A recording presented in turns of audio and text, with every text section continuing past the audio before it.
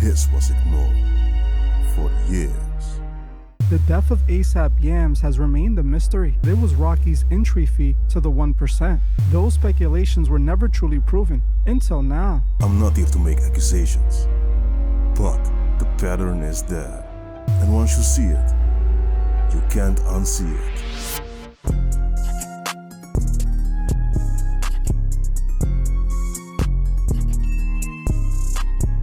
Awara, this your boy Skimask Reacts, back with another video. You know how we do. My brother needs a Aston Martin, so subscribe to the channel, press the like button, and don't be a pussy nigga. Play something in the comment section below. You know what it is, man. We already had a fire intro, so let's continue with the video. You know what we say, man. Sit back, relax, and laugh with the nigga. But wait, don't laugh, cause the shit ain't funny, nigga.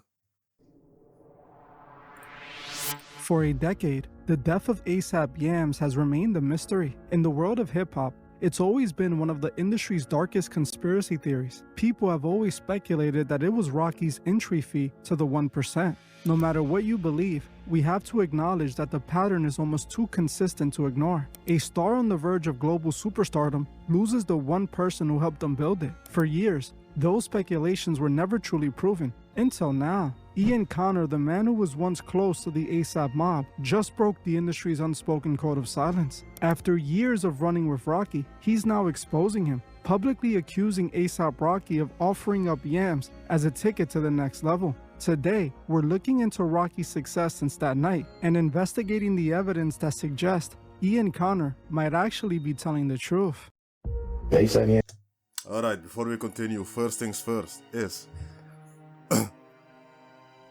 it does mean something when one of the artists is speaking out.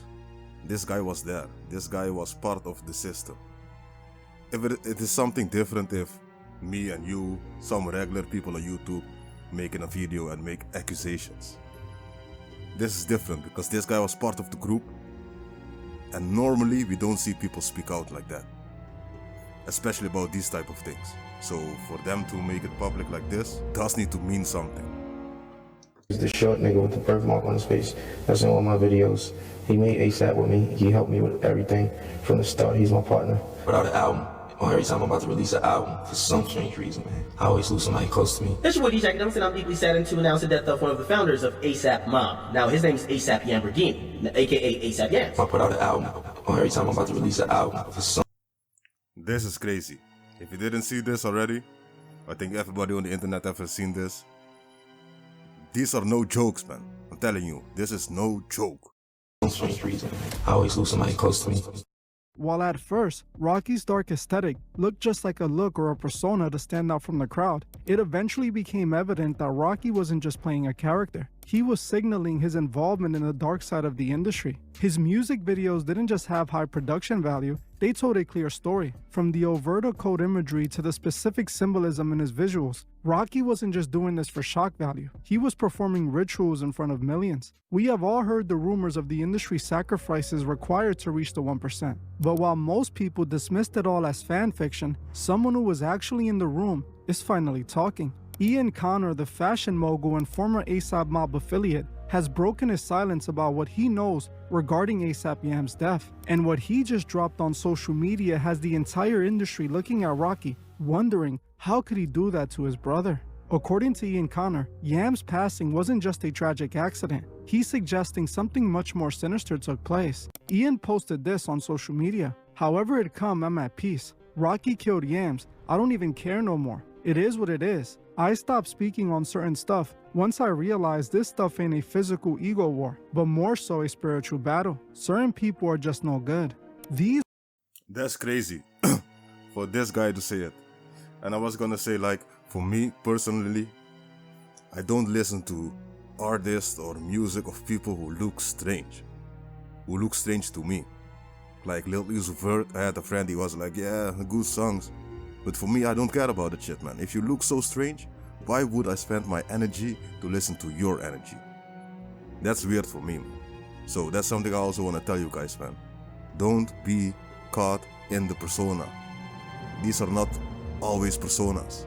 They're telling you something, man, and they're giving you what they show you. So be aware of that. His words are truly eerie. He isn't just claiming Rocky was somehow behind Yams' death, he's suggesting this was a spiritual transaction. And the timing of all of this is not a coincidence. Just days ago, Rocky sat down with Joe Budden and was questioned about his ties to Michelle Lamy, the Dark Queen of Fashion. Like, this is another strange thing. Why do we, let me say we, why? Because this is hip-hop. This is supposed to be us, we, black people, blah blah. What the fuck are we doing with this lady over there, man? And it starts already from how you look. If you look at this woman, nobody want to even speak with her. We all gonna feel some strange way inside our belly. But still, these rappers, they're chilling with her. I don't even know who she is by name. Michelle Lambie, the guy just said it, but I don't care. I stay far away from that shit, man. And his involvement in industry rituals. I covered that interview in this video. Check it out after this one if you haven't seen it. During the interview, Rocky tried to play it off, claiming he can't justify her dark aesthetic, but denying he takes part in any of the rituals. I can't justify the dark weird shit she do. I think she think they misunderstanding it. Like, do she worship the devil? I wouldn't know because she don't do none of that shit around me. I love the fact that I'm comfortable in those rooms. Like, you know, it ain't no spells being casted when I'm around. You know what I'm saying? And I ain't doing no rituals. But the thing is, how can you deny your involvement when your music videos are literally visual blueprints of those same rituals? It seems like Ian Connor saw that interview, saw the denial, and decided it was time to break the code of silence. Now, it's important to note that Ian Connor and Rocky were once close friends and collaborators. He was essentially Rocky's handpicked protege. Back in 2016, Rocky was Ian's biggest offender. When the world was turning against Ian due to serious legal allegations, Rocky stood 10 toes down for him. He famously called Ian his little brother and a young visionary, telling the world that he didn't care what the media had to say. They were inseparable. Ian was the face of ASAP Mob's Cozy era and the key player in the All Creative Collective. Rocky even shouted him out in his music. But as close as they seemed, that brotherhood eventually fell apart back in 2023 after Rocky dissed him during a Rolling Loud performance. While performing the song Telephone Calls, Rocky changed the lyrics to call both Ian Connor and ASAP Bari the B-word. Though Rocky tried to later play it off in the DMs, claiming he just forgot the lyrics, the damage was already done. Ian didn't buy it. He told Rocky to keep his name out of his mouth and off his songs, and that moment marked the death of their close friendship. Now he's telling the world that from what he saw behind the scenes, Rocky didn't just stumble into an ultra-successful industry career. He paid for it with his friend's life. Now, before you say Rocky would never do that to someone as close as Yams, look at the allegations he was just facing. Just a year ago, Rocky was in a Los Angeles courtroom fighting for his life after ASAP Relly, another one of his day one childhood friends, accused him of trying to eliminate him. Relly claimed that after an argument, Rocky didn't just walk away. He pulled out a gun and opened fire on him right in the middle of the street. Even though there was surveillance footage that clearly showed Rocky and a direct witness who ID'd him, Rocky managed to walk away with a not guilty verdict. But regardless of the verdict, Impossible. Relly is adamant that Rocky shot him, and if that's true, if Rocky is really willing to pull a trigger on a brother over a disagreement, then the idea for a spiritual sacrifice for elite level success suddenly doesn't seem so far-fetched.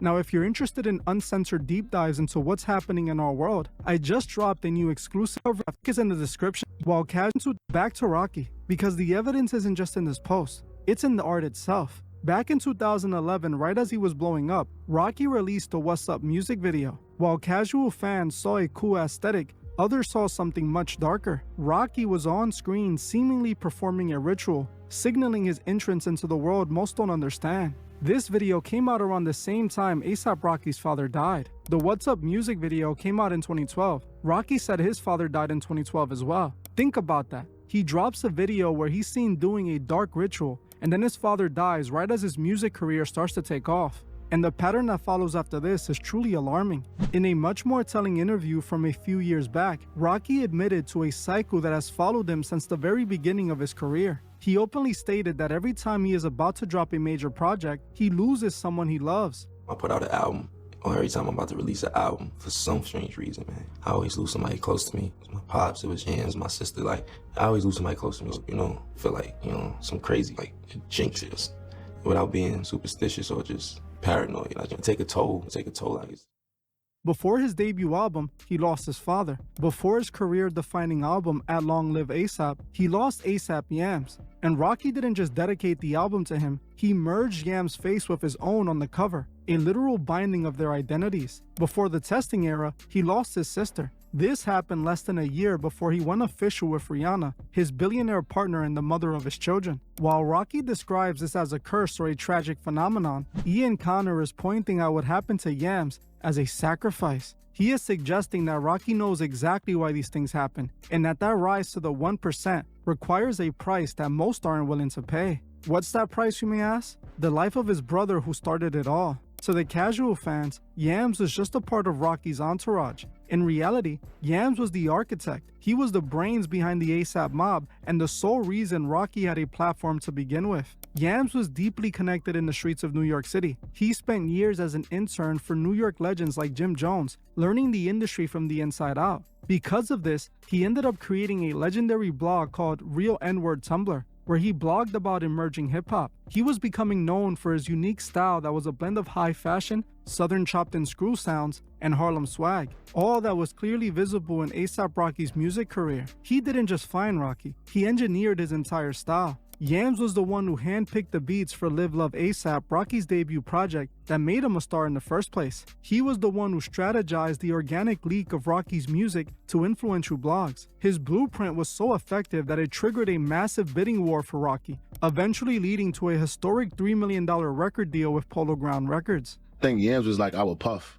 Yams wasn't physically making beats and things like that. Like, he was executive producing and A&Ring, and he would reach out to different producers and bring people together because he was heavy into the internet. Yams was the heart of the ASAP mob. He was the executive producer who ensured the ASAP brand wasn't just a rap group, but a global movement. But just as he was watching ASAP take off, he was suddenly removed from the picture. The timing couldn't have been more suspicious. Rocky was just about to release his second studio album, At Long Last ASAP, a project Yams had co-executive produced. When the album finally dropped, the cover art said it all. It was a strange attempt at a tribute. Rocky's face was fused with Yams' iconic birthmark, resulting in a dark, strange visual, almost making it seem like Rocky had consumed Yams and he was now a part of him. To the public, it was a beautiful sign of respect. But to those who can see deeper, it looked like a permanent signature on a finished contract. The man who gave Rocky everything was gone, and Rocky was left to reap the rewards of the empire Yams helped build. At the end of the day, we're left with two very different versions of the same story.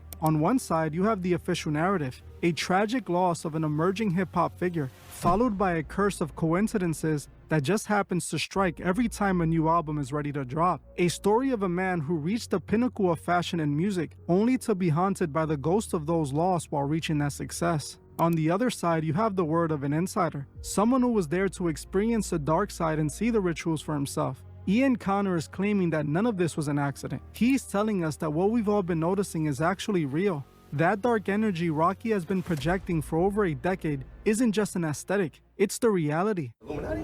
That don't bother me. Yeah. No, I mean, I wish I was Illuminati. I'd be probably a billionaire. People always talking this Illuminati stuff. Show me Illuminati. Show me that. The pattern is clearly there. The interviews speak for themselves. And now, Ian Connor is connecting all the dots. But as always, I'm just laying out the pieces. It's up to you to come with the conclusion with this information. Was ASAP Yams the price for Rocky's immense success? I want to know what you guys think below. Now, if you want... Well, truth, I will tell you, man. I don't know if this guy was the price for his reward. But what I do know is this is not one specific case. You've seen it much more times where affiliated people from a rapper pass away, and I don't know how to explain it correctly right now, but as we've seen in this video, they try to merge the identities with the one who survived. Or yeah, let's say the main artist. It's not the first time, man, and it's not a coincidence. This is too much going on to be a coincidence. And also one thing I want to say is, like, he just said that Yams was the head of the project. So that means if there's no Yams, and if ASAP Rocky is one of the biggest, if not the biggest from the ASAP gang, who's gonna take over? Especially after his first project was successful and he wanted to drop the second project. That means that if there would be no Yams, there would be less money to split. I'm not a music producer, I'm not a music executive, I don't know how this shit works, but this is the logical sense that it makes to me. So somebody let me know how that works. Because I know when you die, you can give your assets to somebody else. So I don't know how that worked in this case, but let me know what you guys thought, man. You know what it is, man. You know where to find me. Not tomorrow, but the day after. The same platform, the same channel, and the same time. You know what it is, man. I'm out.